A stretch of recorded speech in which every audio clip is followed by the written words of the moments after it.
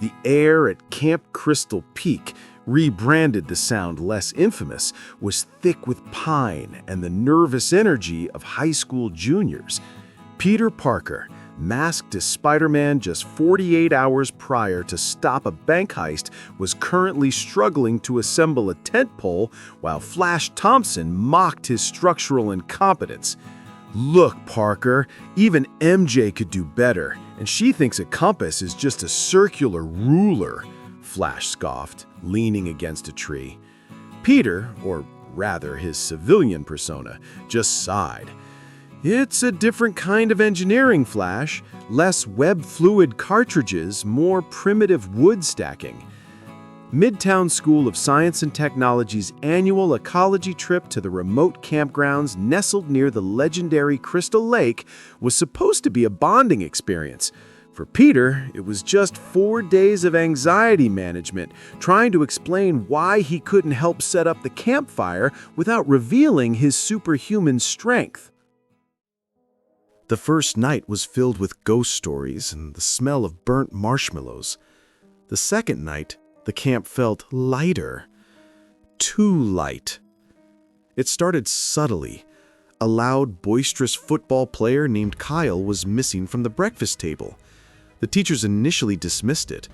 Kyle was notorious for sneaking out to find signal or run off. But by midday, his tent was empty, his duffel bags zipped up and untouched. By the evening, panic was starting to curdle the atmosphere. Principal Marita reported it to the local county sheriff. The police arrived, skeptical and slow-moving, citing poor cell reception and the remote setting. They searched the perimeter, found nothing but mud and pine needles, and suggested the student had likely just hitchhiked home. Peter knew better. In the dead of night, while the remaining students huddled in their bunks and the faculty tried and failed to project calm, Peter slipped out. He donned his suit beneath the cover of the dense woods, the dark red and blue blending seamlessly into the shadows. This isn't a runaway, he thought, zipping silently up a 60-foot oak tree. My spider sense hasn't stopped buzzing since sundown. It's like a low-frequency throbbing headache. Following the almost imperceptible tremor in his spider sense, he traced the path Kyle's absence had left. Not a frantic dash, but a clean, silent removal. He found the evidence near the decrepit, overgrown boat shed by the lake.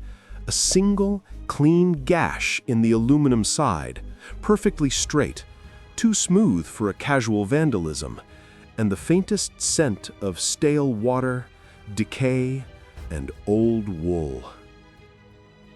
The police were useless, but the locals were not. The next day, Peter claimed to be doing a local history report for a school project and visited the nearest general store, run by a wiry old woman named Martha. "Crystal Lake," Martha repeated, her voice a dry rasp, cleaning a dusty bottle of motor oil. "Oh, they keep changing the name of the camp, bless their hearts. Always brings bad luck."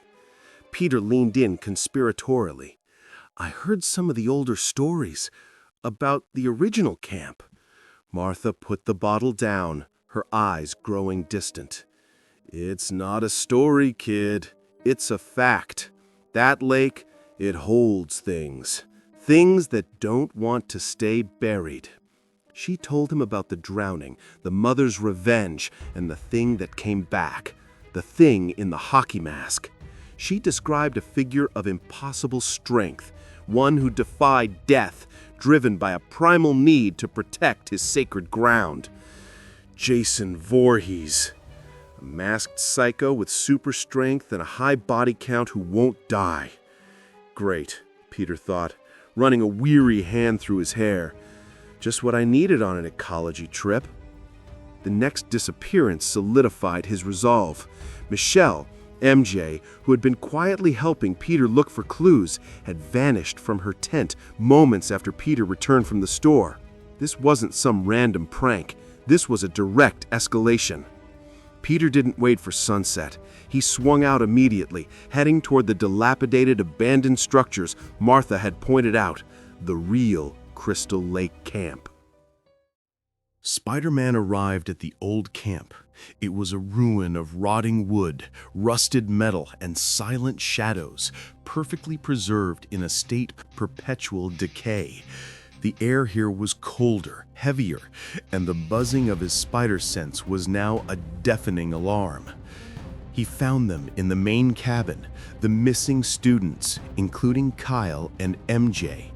They weren't dead, but they were bound and gagged, neatly arrayed against a wall, terrified and silent. Standing over them, a monstrous silhouette against the splintered window light, was the figure of legend, Jason Voorhees.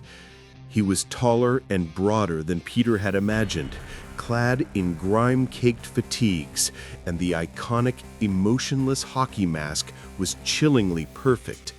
He held a massive, wickedly long machete that dripped with swamp water. Spider-Man landed lightly on a crossbeam above. "All right, buddy, let the kids go. They just came here for nature appreciation. Maybe you're confusing them with some noisy teenagers from the 80s. Jason didn't speak. He didn't even turn his head fully. He simply registered the sound, raised the machete slowly, and swung it straight up into the wooden beam where Spider-Man stood. The speed and force were staggering. The machete cleaved through the ancient wood with a sound like a gunshot, sending a shower of splinters and dust everywhere. Peter vaulted backward just in time. "Okay, I get it," Spidey quipped, landing on the floor in a crouch. "Strong, silent type. We'll do this the hard way." The fight was less of a brawl and more of an attempt at damage control. Jason was an unstoppable force of nature. Spider-Man was a blurring, acrobatic whirlwind. Jason charged, moving faster than his bulk suggested, his strikes delivered with earth-shaking, terrifying precision. Peter dodged the first swing, the machete slicing the air where his head had been a second before. Thwart!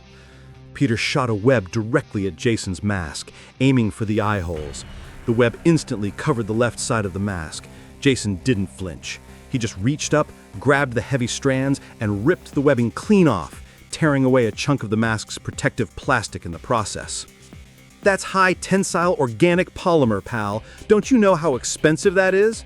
Peter yelled, leaping onto a broken table. Jason responded by bringing the machete down, splitting the table in half. Peter used the momentum of the split wood to spring off the ground, hitting Jason with a double-footed dropkick to the center of his chest. The kick, which could flatten a car door, barely made Jason stagger. The maniac tilted his head, seemingly annoyed, and pushed forward. Peter knew blunt force wouldn't work. This guy didn't feel pain. He switched tactics, relying purely on speed and entrapment. Agility test. Spider-Man dashed around the large cabin, keeping the heavy, deadly machete swings perpetually just behind him. He was a red and blue blur, forcing Jason to lumber after him, crashing through dilapidated furniture and walls. Environmental trap. As Jason chased him into the woods, Peter spun two thick, wide nets between three massive oak trees. The webbing was sticky and incredibly strong. Jason ran right into them. The nets halted Jason's momentum with a jarring thump. He was pinned between the trees, tangled in webs that stretched taut but refused to snap. "Stay right there, big guy. Time for a nap," Spider-Man called out, but his relief was premature.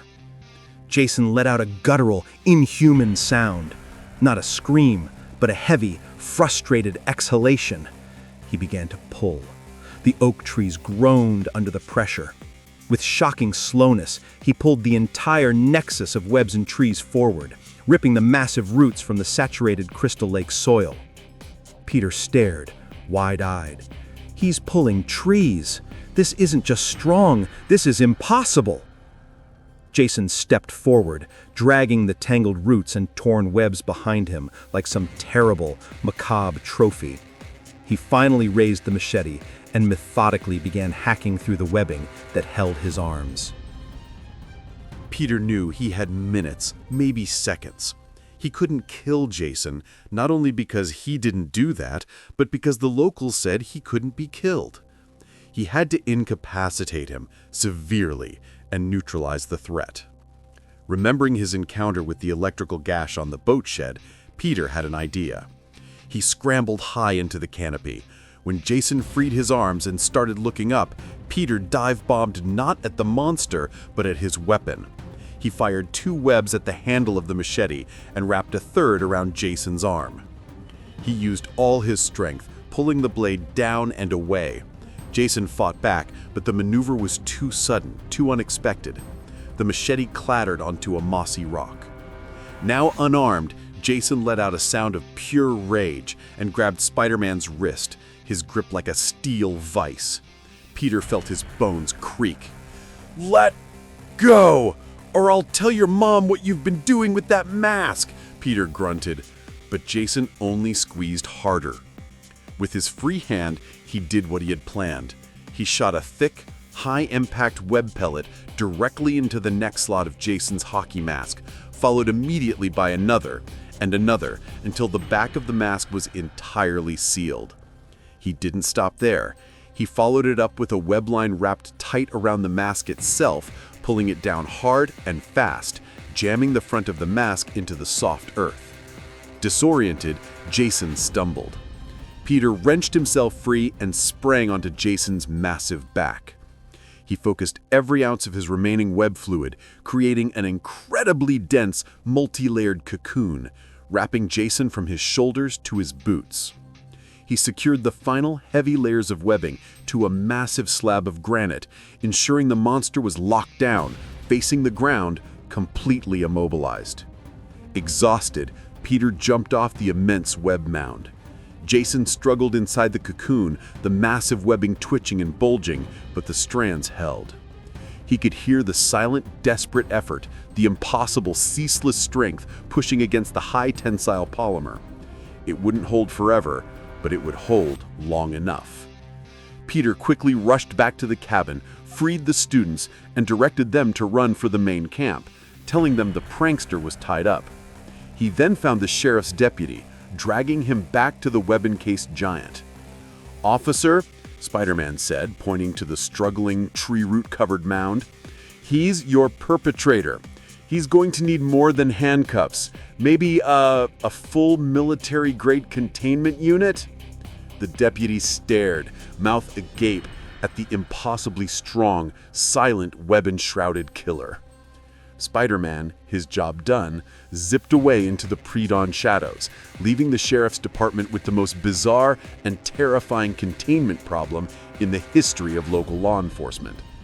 Peter knew this wasn't the end of Jason Voorhees, but for now, Crystal Lake was safe and his classmates were accounted for. That, he thought, was worth a little broken webbing.